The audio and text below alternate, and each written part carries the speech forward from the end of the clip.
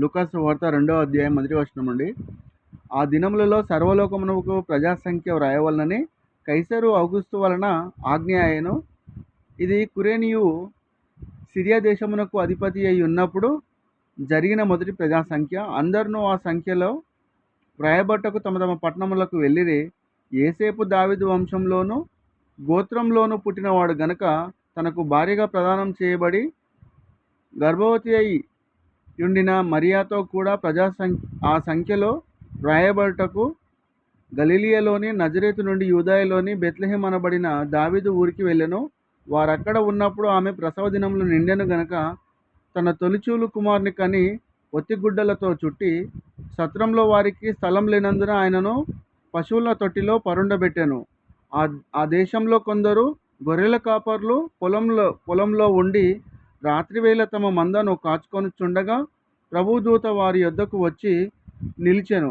ప్రభు మహిమ వారి చుట్టూ ప్రకాశించినప్పుడు వారు మిక్కిలి భయపడిరి. అయితే ఆ దూత, భయపడకుడి, ఇదిగో ప్రజలందరికీ కలగబోవు మహా సంతోషకరమైన సువార్తమానము నేను మీకు తెలియజేయుచున్నాను. దావీదు పట్టణమందు నేడు రక్షకుడు మీ కొరకు పుట్టి ఉన్నాడు. ఈయన ప్రభువైన క్రీస్తు. దానికిదే మీ కానవాళ్ళు. ఒక శిశువు పొత్తిగుడ్డలతో చుట్టబడి ఒక తొట్టిలో పండుకొని ఉండుట మీరు చూచెదరని వారితో చెప్పాను. వెంటనే పరలోక సైన్య సమూహము ఆ దూతలతో కూడా నుండి సర్వోన్నతమైన స్థలములలో దేవునికి మహిమయు ఆయనకిష్టులైన మనుషులకు భూమి మీద సమాధానము కలుగునుగాక అని దేవునికి స్తోత్రము చేయుచుండెను. ఆ దూతలు తమ యొద్ద నుండి పరలోకమునకు వెళ్ళిన తర్వాత ఆ గొర్రెల కాపర్లు జరిగిన ఈ కార్యమును ప్రభువు మనకు తెలియజేయించి ఉన్నాడు. మనము బెత్లెహేము వరకు వెళ్ళి చూతం రండని ఒకనితోనొకడు చెప్పుకొని త్వరగా వెళ్ళి మరియను యేసేపును తొట్టిలో పండుకొని ఉన్న శిశువును చూచిరి. వారు చూచి ఈ శిష్యుని గూర్చి తమతో చెప్పబడిన మాటలు ప్రచురం చేసిరి.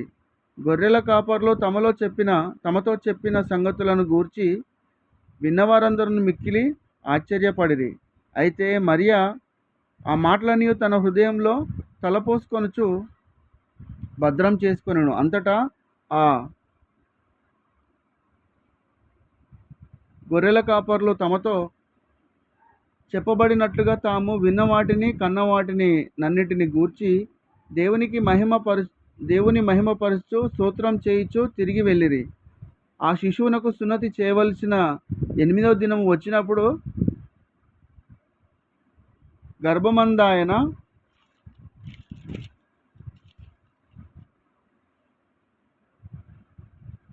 గర్భమందాయన పడకమునుపు దేవదూత చేత పెట్టబడిన యేసు అను పేరు వారు ఆయనకు పెట్టిరి. మోషే ధర్మశాస్త్రం చొప్పున వారు తమను శుద్ధి చేసుకొను దినములు గడిచినప్పుడు ప్రతి తొలిచూలు మగపిల్ల ప్రభువునకు ప్రతిష్ఠ చేయబడవలను అని ప్రభువు ధర్మశాస్త్రమందు వ్రాయబడినట్లు ఆయనను ప్రభువునకు ప్రతిష్ఠించుటకును, ప్రభు ధర్మశాస్త్రమందు చెప్పబడినట్లు గువ్వల జతనైనను 2 పావురపు పిల్లలనైనను బలిగా సమర్పించుటకును వారు ఆయనను యెరూషలేమునకు తీసుకొని పోయిరి. యెరూషలేమునందు సుమయోనను ఒక మనుషుడుండెను. అతడు నీతిమంతుడును భక్తిపరుడునై ఉండి ఇశ్రాయేలు యొక్క ఆదరణ కొరకు కనిపెట్టువాడు. పరిశుద్ధాత్మ అతని మీద ఉండెను. అతడు ప్రభు యొక్క క్రీస్తును చూడకమునుపు మరణము పొందడని అతనికి పరిశుద్ధాత్మ చేత బయలుపరచబడి ఉండెను. ఆత్మవశుడై అతడు దేవాలయంలోనికి వచ్చెను. అంతటా ధర్మశాస్త్ర పద్ధతి చొప్పున ఆయన విషయమై జరిగించుటకు తల్లిదండ్రులు శిశువైన యేసును దేవాలయంలోనికి తీసుకొని వచ్చినప్పుడు అతడు తన చేతులతో ఆయనను ఎత్తుకొని దేవుని స్తుతించుచు ఇట్లనెను, నాదా, ఇప్పుడు నీ మాట చొప్పున సమాధానంతో నీ దాసుని పోనిస్తున్నావు. అన్యజనులకు నిన్ను బయలుపరచుటకు వెలుగుగాను, నీ ప్రజలైన ఇశ్రాయేలుకు మహిమగాను నీవు సకల ప్రజల ఎదుట సిద్ధపరిచిన నీ రక్షణ నేను కళ్ళారా చూస్తిని. యేసేపును ఆయన తల్లియు ఆయనను గూర్చి చెప్పబడిన మాటలను విని ఆశ్చర్యపడిరి. సుమయోను వారిని దీవించి, ఇదిగో అనేక హృదయాలోచనలు బయ బయలుపడినట్లు ఇశ్రాయేలులో అనేకులు పౌటకును తిరిగి లేచుటకును వివాదాస్పదమైన గుర్తుగా ఈయన నియమింపబడి ఉన్నాడు.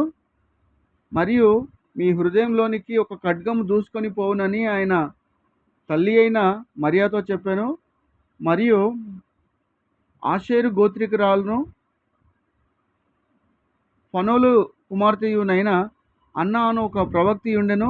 ఆమె కన్యత్వం మొదలు 7 ఏండ్లు పెనిమిటితో సంసారం చేసి బహుకాలం గడిచినదై 84 సంవత్సరములు విధవరాలై ఉండి దేవాలయం విడవక ఉపవాస ప్రార్థనలతో రేయింబగలు సేవ చేయుచుండెను. ఆమె కూడా ఆ గడియలోనే లోపలికి వచ్చి దేవుని కొనియాడి యెరూషలేములో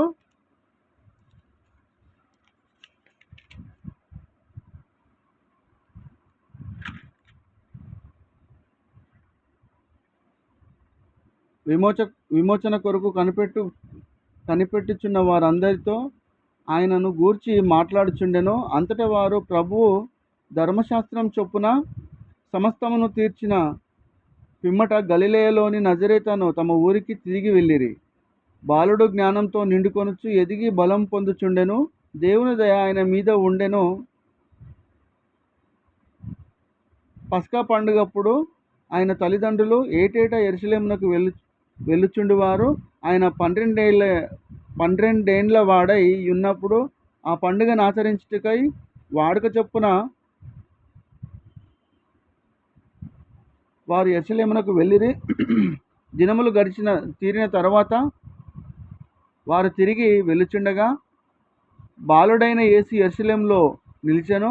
ఆయన తల్లిదండ్రులు ఆ సంగతి ఎరుగక ఆయన సమూహంలో ఉన్నాడని తలంచి యొక్క దిన ప్రయాణము సాగిపోయి తమ బంధువులలోనూ నేలవైన వారిలోనూ ఆయనను వెతుకుచుండిరి. ఆయన కనబడనందున ఆయనను వెతుకుచు యెరూషలేమునకు తిరిగి వచ్చిరి. 3 దినములైన తర్వాత ఆయన దేవాలయంలో బోధకుల మధ్య కూర్చుండి వారి మాటలను ఆలకించు వారిని ప్రశ్నలు అడుగుచూ ఉండగా చూచిరి. ఆయన మాటలు వినిన వారందరూ ఆయన ప్రజ్ఞకును ప్రత్యుత్తరములకును విస్మయమొందిరి. ఆయన తల్లిదండ్రులు ఆయనను చూచి మిక్కిలి ఆశ్చర్యపడిరి. ఆయన తల్లి, కుమారుడా, మమ్మను ఎందుకు ఇలాగు చేస్తివి? ఇదిగో నీ తండ్రియు నేనును దుఃఖపడుచు నేను వెతుకుచుంటిమని ఆయనతో చెప్పగా, ఆయన మీరేలా నన్ను వెతుకుచుంటిరి? నేను నా తండ్రి పనుల మీద నుండవలనని మీరు ఎరుగరా అని వారితో చెప్పాను. అయితే ఆయన తమతో చెప్పిన మాట వారు గ్రహింపలేదు. అంతటా ఆయన వారితో కూడా బయలుదేరి నజరేతునకు వచ్చి వారికి లోబడి ఉండెను. ఆయన తల్లి ఈ సంగతులన్నిటినీ తన హృదయంలో భద్రం చేసుకొనెను. యేసు జ్ఞానమందును వయస్సునందును దేవుని దయందును మనుషుల దయందును వర్ధిల్లుచుండెను. దేవుడిచ్చిన వాక్యం దీవించి ఆశీర్వదించబడును గాక. ఆమేన్.